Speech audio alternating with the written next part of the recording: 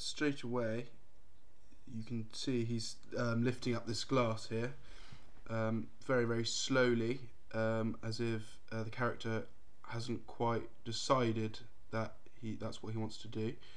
But there's kind of forbidden pleasure in taking it, I think. He then turns to he starts employing these being forced to employ perhaps, these very rapid, very jerky movements.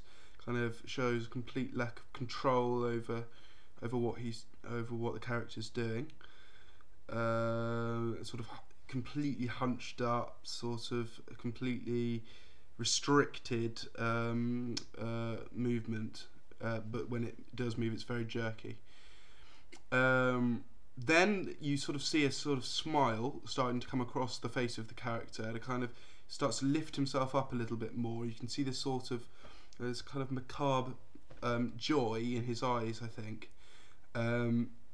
Like he knows it's forbidden, but there's something really, there's a sort of thrill in doing it. Then you move on, and there's this book, and he puts his hand down on the book to give some kind of scale, and his fingers start to change from something very natural to something very, very spindly and long and very witch-like. Really reminds you of something like a stereotypical witch might have.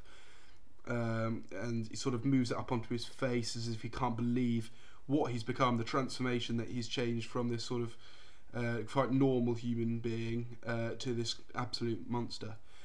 He then sort of moves over to the door. He's sort of a delight. He's got escaping from this room, and that's my assessment.